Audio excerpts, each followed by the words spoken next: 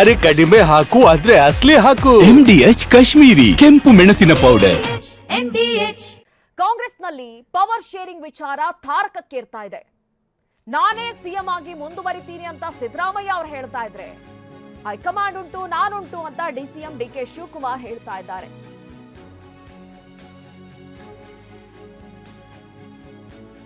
ಇದುವರೆಗೂ ಕೂಡ ಕಾಂಗ್ರೆಸ್ ಹೈಕಮಾಂಡ್ ಸ್ಪಷ್ಟ ನಿರ್ಧಾರವನ್ನ ತಿಳಿಸಿಲ್ಲ.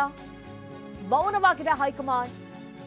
ಸಿಎಂ ಬಣ ಡಿಕೆ ಬಣದಿಂದ ತಮ್ಮದೇ ತಂತ್ರ ಪ್ರತಿತಂತ್ರಗಳು ನಡೀತಾ ಇದೆ. ರಾಜ್ಯ ರಾಜಕೀಯದಲ್ಲಿ ಬಹಳಷ್ಟು ಬೆಳವಣಿಗೆಗಳಾಗ್ತಾ ಇದೆ. ಒಂದ್ ಕಡೆ ಸಿಎಂ ಅವರ ಹೇಳಿಕೆ, ಇನ್ನೊಂದ್ ಕಡೆ ಡಿಸಿಎಂ ಅವರ ಹೇಳಿಕೆ, ಇನ್ನು ಬಣಬಡಿದಾಟ. ಯಾರ್ಯಾರು ಏನ್ ಹೇಳಿದ್ರು ಬನ್ನಿ ನೋಡೋಣ. ಅದು ಹೈಕಮಾಂಡ್ ಅವ್ರು ಏನು ತೀರ್ಮಾನ ಮಾಡ್ತಾರೆ ಅದು ಮಾಡಬೇಕು. ಇನ್ನು 2 ಬಜೆಟ್ ಮಾಡ್ತೀರಾ ಸರ್? ಯಾವುದು? ಇನ್ನು 2 ಬಜೆಟ್ ಇದೆ. ಯಾವುದು? ನೀವು ಯಾಕೆ ಅದನ್ನು ಕೇಳ್ತಾ ಇದ್ದೀರಿ? ಮುಂದೆ ಹೇಳಿದ್ರಲ್ಲ ಸರ್, ಬಜೆಟ್ ಮಾಡ್ತೀನಿ. ಹೌದು, ನಾನೇ ಮುಂದುವರಿತೀನಿ, ಬಜೆಟ್ನು ನಾನೇ ಮಂಡಿಸ್ತೀನಿ. ಅದು ಹೈಕಮಾಂಡ್ ಅವ್ರು ಏನು ತೀರ್ಮಾನ ಮಾಡ್ತಾರೆ ಅದು ಮಾಡಬೇಕು. ಇನ್ನು 2 ಬಜೆಟ್ ಮಾಡ್ತೀರಾ ಸರ್? ಯಾವುದು? ಇನ್ನು 2 ಬಜೆಟ್ ಇದೆ. ಯಾವುದು? ನೀವು ಯಾಕೆ ಅದನ್ನು ಕೇಳ್ತಾ ಇದ್ದೀರಿ? ಮುಂದೆ ಹೇಳಿದ್ರಲ್ಲ ಸರ್, ಬಜೆಟ್ ಮಾಡ್ತೀನಿ. ಹೌದು, ನಾನೇ ಮುಂದುವರಿತೀನಿ, ಬಜೆಟ್ನು ನಾನೇ ಮಂಡಿಸ್ತೀನಿ. ಅದು ಹೈಕಮಾಂಡ್ ಅವ್ರು ಏನು ತೀರ್ಮಾನ ಮಾಡ್ತಾರೆ ಅದು ಮಾಡಬೇಕು. ಇನ್ನು 2 ಬಜೆಟ್ ಮಾಡ್ತೀರಾ ಸರ್? ಯಾವುದು? ಇನ್ನು 2 ಬಜೆಟ್ ಇದೆ. ಯಾವುದು? ನೀವು ಯಾಕೆ ಅದನ್ನು ಕೇಳ್ತಾ ಇದ್ದೀರಿ? ಮುಂದೆ ಹೇಳಿದ್ರಲ್ಲ ಸರ್, ಬಜೆಟ್ ಮಾಡ್ತೀನಿ. ಹೌದು, ನಾನೇ ಮುಂದುವರಿತೀನಿ, ಬಜೆಟ್ನು ನಾನೇ ಮಂಡಿಸ್ತೀನಿ. ಅದು ಹೈಕಮಾಂಡ್ ಅವ್ರು ಏನು ತೀರ್ಮಾನ ಮಾಡ್ತಾರೆ ಅದು ಮಾಡಬೇಕು. ಇನ್ನು 2 ಬಜೆಟ್ ಮಾಡ್ತೀರಾ ಸರ್? ಯಾವುದು? ಇನ್ನು 2 ಬಜೆಟ್ ಇದೆ. ಯಾವುದು? ನೀವು ಯಾಕೆ ಅದನ್ನು ಕೇಳ್ತಾ ಇದ್ದೀರಿ? ಮುಂದೆ ಹೇಳಿದ್ರಲ್ಲ ಸರ್, ಬಜೆಟ್ ಮಾಡ್ತೀನಿ. ಹೌದು, ನಾನೇ ಮುಂದುವರಿತೀನಿ, ಬಜೆಟ್ನು ನಾನೇ ಮಂಡಿಸ್ತೀನಿ. ಅದು ಹೈಕಮಾಂಡ್ ಅವ್ರು ಏನು ತೀರ್ಮಾನ ಮಾಡ್ತಾರೆ ಅದು ಮಾಡಬೇಕು. ಇನ್ನು 2 ಬಜೆಟ್ ಮಾಡ್ತೀರಾ ಸರ್? ಯಾವುದು? ಇನ್ನು 2 ಬಜೆಟ್ ಇದೆ.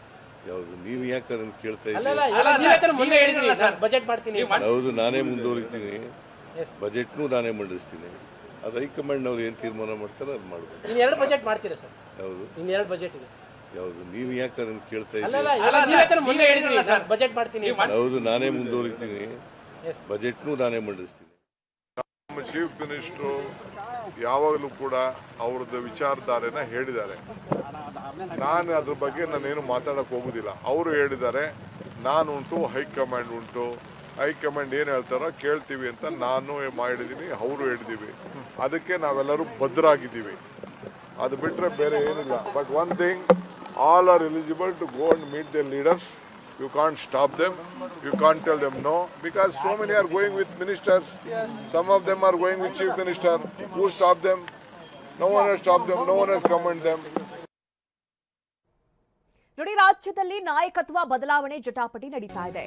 ಬಣ ರಾಜಕೀಯ ಸ್ಫೋಟದ ಬಗ್ಗೆ ಈಗ ಸುರ್ಜೇವಾಲಾ ಎಂಟ್ರಿ ಆಗಿದ್ದಾರೆ.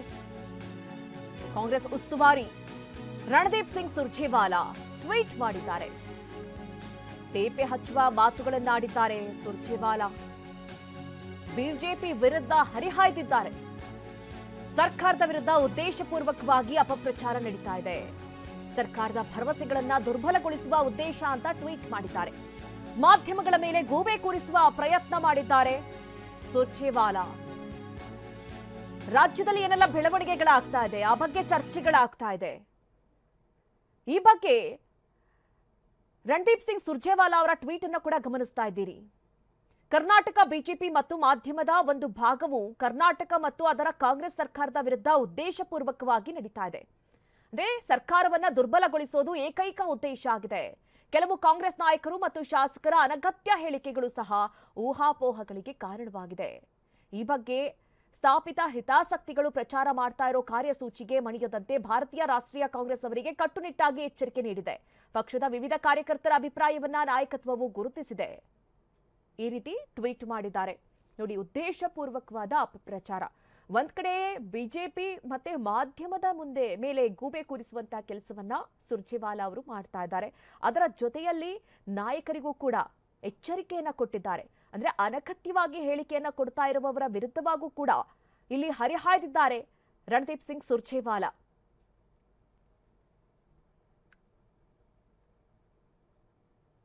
MDH ನ ಕಿಚನ್ ಅಲ್ಲಿದ್ರೆ ನಾವು ಎಲ್ಲವನ್ನು ಮಾಡಬಹುದು. ಬೆಂಗನ್ ಕಾ ಭರ್ತಾ, ಆಲೂ ಗೋಬಿ, ಭಿಂಡಿ ಮಸಾಲಾ, ಇನ್ನೂ ಬಹಳಷ್ಟು.